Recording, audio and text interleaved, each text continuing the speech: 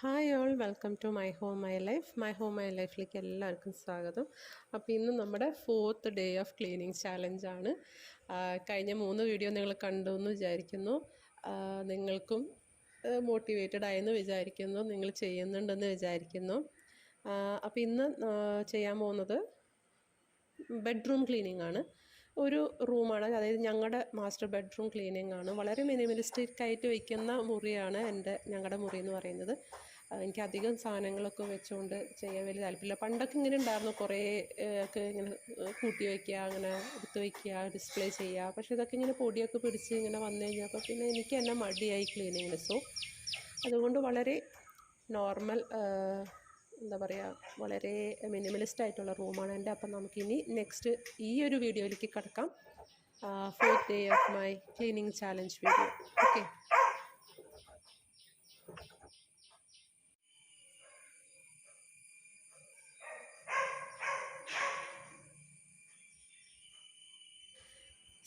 ഇതാണ് ഞങ്ങളുടെ മുറി.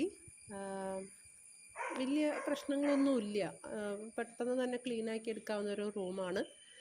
അപ്പോൾ കുറച്ച് ബെഡൊക്കെ അലങ്കോലമായിട്ട് ഇരിപ്പിനുണ്ട്, കുറച്ച് പൊടിയൊക്കെ പിടിച്ചിരിക്കുന്നുണ്ട്, ജനലൊക്കെ എല്ലാം സാധാരണ പോലെ മാറാമ്പലും പൊടിയൊക്കെ പിടിച്ചിട്ടുണ്ട്. അപ്പോൾ അതൊക്കെയാണ് മെയിൻ ക്ലീനിങ്. ഓക്കെ, അപ്പോൾ നമുക്ക് ക്ലീനിങ്ങിലേക്ക് കിടക്കാം.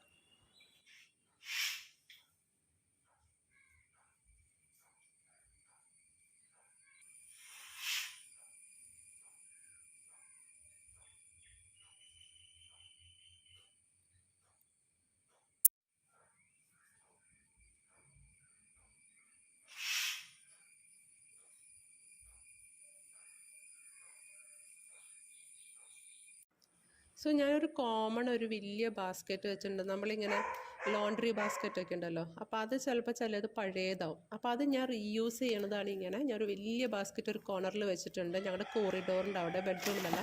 അപ്പോൾ അവിടെ വരുമ്പോൾ എന്താണെന്ന് വെച്ച് കഴിഞ്ഞാൽ, പിള്ളേരുടെ ഞങ്ങളുടെ റൂമൊക്കെ മുകളിലായതുകൊണ്ട് കുറേ വേസ്റ്റ് ഉണ്ടാവുമല്ലോ. അപ്പോൾ ആ വേസ്റ്റ് എല്ലാം കൂട്ടി വയ്ക്കുന്നത് ഈ ഒരു ബാസ്ക്കറ്റിലാണ്. അപ്പോൾ ഞാനിപ്പോൾ അത് നിറഞ്ഞു. അപ്പോൾ അത് ഞാൻ പേപ്പറും പ്ലാസ്റ്റിക്കും ഒക്കെ ഇങ്ങനെ സെഗ്രിഗേറ്റ് ചെയ്തിട്ട് 2 ചാക്ക് എടുത്തിട്ടുണ്ട്. അതിനകത്ത് ഒരെണ്ണത്തിൽ പേപ്പറും ഒരെണ്ണത്തിൽ പ്ലാസ്റ്റിക് കളക്ട് ചെയ്യാൻ വേണ്ടിയിട്ടാണ്.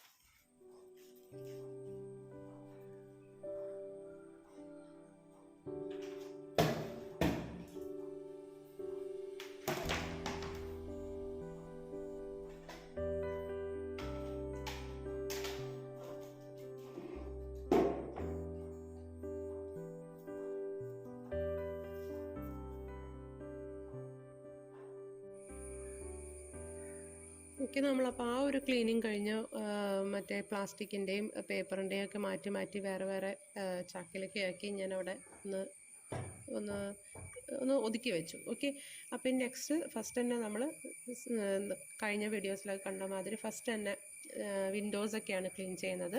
അപ്പോൾ ഡസ്റ്റിങ് ചെയ്യാണ് ഫസ്റ്റ്. അത് നമുക്ക് ഫിനിഷ് ആക്കിയിട്ട് നമുക്ക് അടുത്തയിലേക്ക് കിടക്കാം.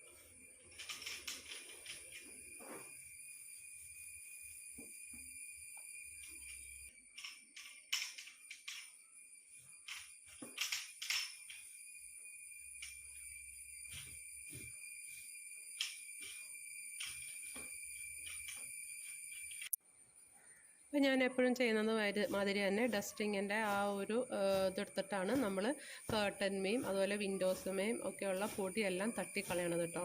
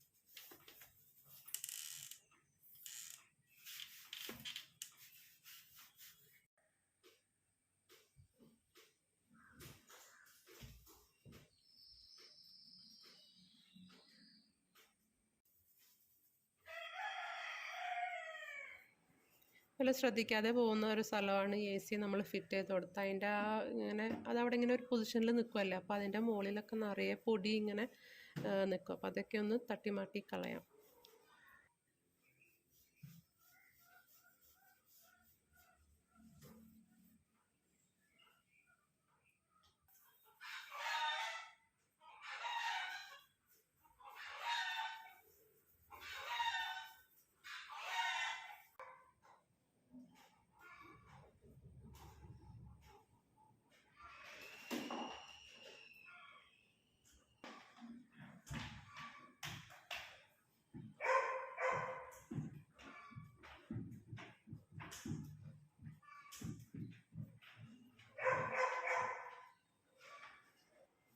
ഇപ്പോൾ നോർമലി മാറാമ്പലും പൊടിയൊക്കെ കുറേ ഉണ്ടെങ്കിൽ ഞാൻ യൂസ് ചെയ്യുന്നത് വാക്യൂം ക്ലീനറാണ്. അതാണ് കുറച്ചും കൂടി എളുപ്പം. അല്ലെങ്കിൽ ഞാൻ ചൂലാണ് കേട്ടോ ഉപയോഗിക്കാം.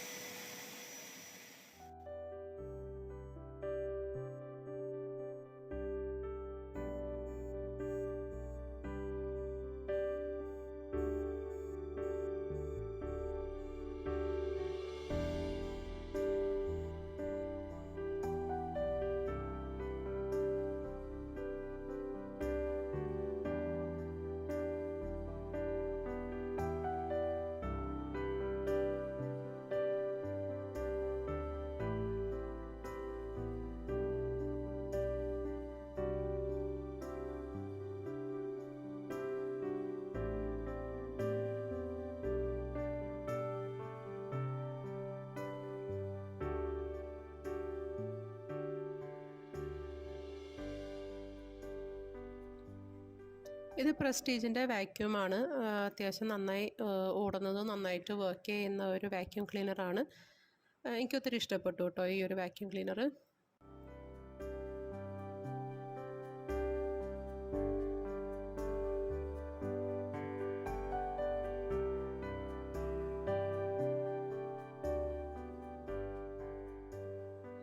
നമുക്ക് റൂമിന് ഡ്രസ്സിങ് ഏരിയ ഉണ്ട്, അപ്പോൾ അതും കൂടിയെല്ലാം നമ്മൾ വാക്യൂം ചെയ്ത് ക്ലീൻ ആക്കിക്കൊണ്ട് ഫിനിഷ് ആക്കാനായിട്ട് നോക്കാം കേട്ടോ.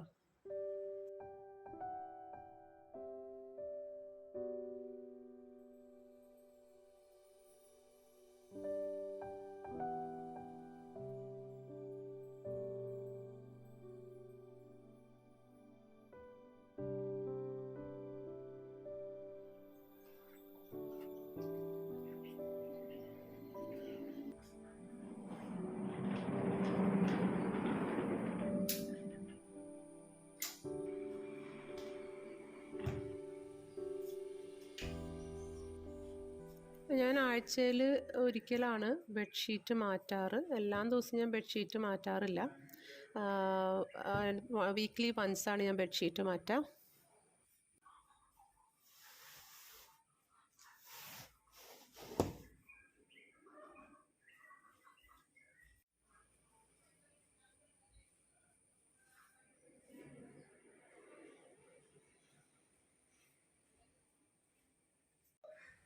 അപ്പോൾ ബെഡ്ഷീറ്റിലുണ്ടായ പൊടികൾ എന്തെങ്കിലും ഉണ്ടെങ്കിൽ അതൊക്കെ നമ്മൾ കൊട്ടി താഴേക്ക് ഇട്ടിട്ട് പിന്നെ അതിൻ്റെ ഒപ്പം തന്നെ വാക്യൂം ചെയ്യണമെന്നാണ് നല്ലത്. അല്ലെങ്കിൽ സൂക്ഷിച്ച് അതിങ്ങനെ എന്താ പറയുക, പൊടിയൊന്നും താഴെ വീഴാതെ അതൊന്ന് മടക്കി ലോണ്ട്രി റൂമിലേക്ക് കൊണ്ടുപോകുന്നതായിരിക്കും ബെസ്റ്റ് കേട്ടോ. അപ്പം ഞാൻ അതെല്ലാം കഴിഞ്ഞ് കഴിഞ്ഞിട്ട് ഇപ്പം ഞാനൊന്ന് തുടച്ച് ക്ലീൻ ആക്കാണ്. ആസ് യൂഷ്വൽ ഡോമെക്സാണ് ഞാൻ യൂസ് ചെയ്തത് ക്ലീൻ ആക്കാൻ വേണ്ടിയിട്ട്. പിന്നെ ലാസ്റ്റ് വേണമെങ്കിൽ ആ വെള്ളം മാറ്റിയിട്ട് പുതിയ വെള്ളം എടുത്തിട്ട് അതിനകത്ത് ക്ലോറക്സ് കുറച്ച് ഇട്ടൊന്ന് ഡൈല്യൂട്ട് ചെയ്താൽ അത് ഉപയോഗിച്ച് ലാസ്റ്റ് ഒരു ക്ലീനും കൂടി ഒന്ന് തുടച്ചൊക്കെ എടുത്തോട്ട് പോരാം.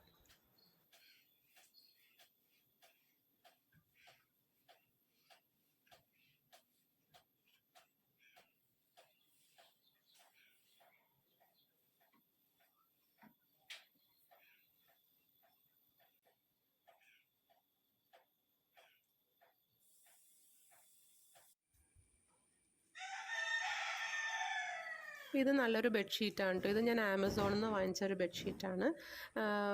അത്യാവശ്യം നല്ല വലിപ്പമുള്ള ഒരു ബെഡ്ഷീറ്റാണ്. കിങ് സൈസിനേക്കാട്ടിലും വലിപ്പം ചില ബെഡുകൾക്കൊക്കെ ഭയങ്കര കട്ടി ഉണ്ടാവുമല്ലോ. അപ്പോൾ അതിനേക്കാൾ കൂടുതൽ സൈസുള്ള കിങ് സൈസിനേക്കാളും കുറച്ചുകൂടി വലിപ്പമുള്ള ബെഡാണെങ്കിൽ ഈ ബെഡ്ഷീറ്റ് നല്ല അടിപൊളിയാണ്. അതുപോലെ അതിൻ്റെ മെറ്റീരിയൽ കോട്ടൺ ആണ്, പോളിസ്റ്റർ മിക്സോ അങ്ങനെയൊന്നുമില്ല. പിന്നെ ഈ ഒരു ടൈപ്പ് വാങ്ങിക്കുമ്പോൾ ഞാൻ താല്പര്യപ്പെടുന്നത് ഒന്നെങ്കിൽ ഇങ്ങനത്തെ കളേഴ്സ്, ഓഫ് വൈറ്റ് ബേഷ് കളർ അല്ലെങ്കിൽ ക്രീം കളർ, പിന്നെ അതല്ലാന്ന് വെച്ചിട്ട് ഡാർക്ക് അല്ലെങ്കിൽ ബ്രൈറ്റ് കളേഴ്സ്. ഒരു കാരണവശാലും ലൈറ്റ് കളേഴ്സ് എടുക്കുന്നത് ലൈറ്റ് ബ്ലൂ, ലൈറ്റ് പിങ്ക് അങ്ങനെ കാണുന്ന കളേഴ്സ് എടുക്കണ്ട. അത് അലക്കി വരുമ്പോൾ അത് കൂടുതൽ ഫെയ്ഡായി പോകുന്നുണ്ട്. അപ്പോൾ ഈ കളർ എനിക്ക് ഒത്തിരി ഇഷ്ടപ്പെട്ടു.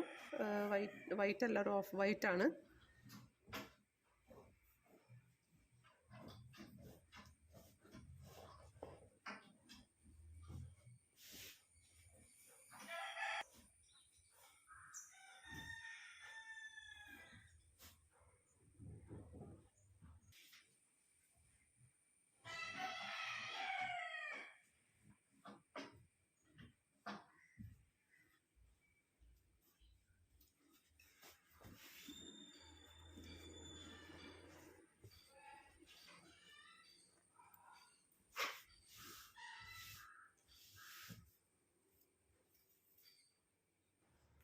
ബെഡൊക്കെ നന്നായി വിരിച്ച് കഴിയുമ്പോൾ ശരിക്കും പറഞ്ഞു കഴിഞ്ഞാൽ നല്ലൊരു സാറ്റിസ്ഫാക്ഷനാണ്. അതെന്നെ മുറിക്ക് ഒരു നല്ലൊരു ക്ലെൻലിനെസ്സും ഒരു സാറ്റിസ്ഫാക്ഷൻ തരുകയാണ്.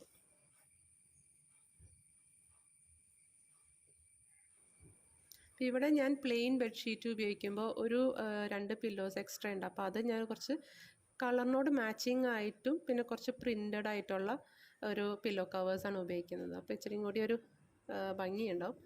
നിങ്ങൾക്ക് എങ്ങനെയാണെന്ന് വെച്ച് കഴിഞ്ഞാൽ പില്ലോ ഒക്കെ സെറ്റ് ചെയ്ത് വയ്ക്കാം കേട്ടോ. ഇതിപ്പോൾ ഇങ്ങനെ പോയാലും പില്ലോ സെറ്റ് ചെയ്ത് വെച്ചാലും ഇതൊക്കെ നമ്മൾ കിടക്കുന്ന നേരത്ത് വേറെ രീതിയാണ്. അപ്പോൾ പിന്നെ കാര്യമില്ല.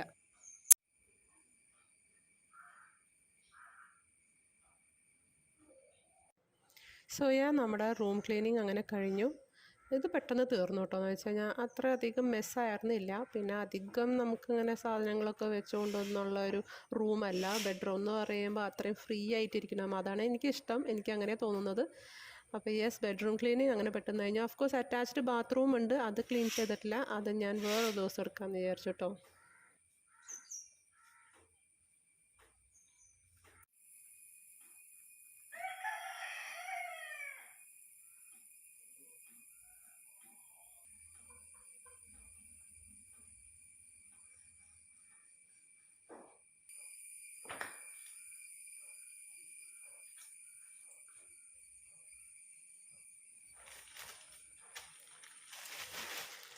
അതൊരു 1 hour എടുത്തോളൂ. 1 hour അല്ല, ഹാഫ് ആൻ അവറും കൊണ്ട് അതെല്ലാം സംഭവങ്ങളും തീർന്നു. ഇനി നെക്സ്റ്റ് എന്തെങ്കിലും കുക്കിങ്ങിലേക്ക് ഒന്ന് കടന്നതാണ്. ഞാൻ ഇതും കൂടി ഷെയർ ചെയ്യാമെന്ന് വിചാരിച്ചിട്ടോ. നിങ്ങളിതുപോലെ കട്ടിംഗ് ബോർഡ്സാണ് ഉപയോഗിക്കുന്നതെങ്കിൽ ഇങ്ങനെ നോൺ വെജൊക്കെ കട്ട് ചെയ്യാനായിട്ട് ഇതുപോലെ എന്തെങ്കിലും കട്ടിയുള്ള ഒരു പ്ലാസ്റ്റിക്കോ എന്തെങ്കിലും ഉപയോഗിച്ച് അതിൻ്റെ മീതെ കട്ട് ചെയ്യണതായിരുന്നു നല്ലത്. എന്ന് വെച്ച് കഴിഞ്ഞാൽ നമ്മളിത് കട്ട് ചെയ്യുമ്പോൾ എന്തായാലും ഈ നൈഫിൻ്റെ കട്ട് ചെയ്യണ പാടുകളെല്ലാം ഈ കട്ടിംഗ് ബോർഡുമ്പോൾ വരും, മരത്തിൻ്റെ ആണെങ്കിൽ. അപ്പോൾ അതിൻ്റെ ഉള്ളിൽ ഒരു ചെറുതായിട്ട് ഫംഗലോ അങ്ങനെ എന്തെങ്കിലുമൊക്കെ വരും. ഓൾവേസ് ഇങ്ങനെ ഒന്ന് ട്രൈ ചെയ്ത് നോക്കൂ. അപ്പോൾ നിങ്ങളുടെ കട്ടിംഗ് ബോർഡ് നല്ല ക്ലീൻ ആയിട്ട് ഇരിക്കുകയും ചെയ്യും.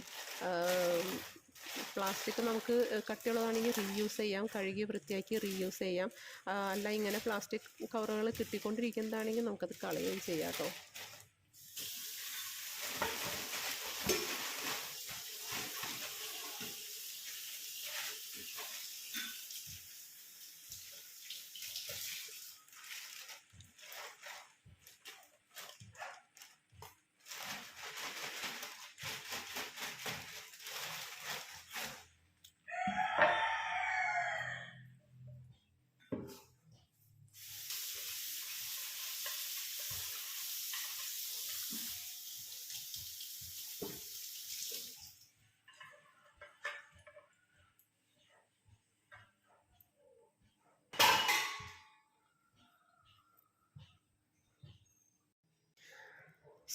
നമ്മുടെ ബീഫ് കറി വളരെ സിമ്പിളായിട്ട് ഉണ്ടാക്കിയ ബീഫ് കറിയാണ് കേട്ടോ. നമ്മൾ ഒന്ന് ക്ലീനിങ് പരിപാടിയിലൊക്കെ ഏർപ്പെട്ടതല്ല, അപ്പോൾ പെട്ടെന്ന് തന്നെ ഒരു ബീഫ് കറി അങ്ങനെ തയ്യാറായി റെഡിയാക്കിയിട്ടുണ്ട്. അപ്പോൾ ഇന്നത്തെ വീഡിയോ അത്രയേ ഉള്ളൂ. ഞാൻ വേറെ പ്രത്യേകിച്ചൊന്നും വ്ളോഗ് ചെയ്തില്ല. നേരം രാത്രിയായി, കിടക്കാറായി. അപ്പോഴാണ് ഞാൻ ഈ വ്ളോഗൊന്ന് അവസാനിപ്പിക്കണമല്ലോ എന്ന് ഓർത്തത്. അപ്പോൾ ഇന്നത്തെ വീഡിയോ ബെഡ്റൂം ക്ലീനിങ് ആയിരുന്നു. അപ്പോൾ നിങ്ങളും ഇന്നോ നാളെയോ നിങ്ങളുടെ ഏതെങ്കിലും റൂമൊക്കെ നമ്മൾ ക്ലീൻ ആക്കുക. അപ്പോൾ ഇനി അടുത്ത വീഡിയോയിൽ കാണാം. ഈ വീഡിയോ നിങ്ങൾക്ക് ഇഷ്ടപ്പെട്ടെന്ന് കരുതുന്നു. Like, share and subscribe. പിന്നെ കാണാം. താങ്ക്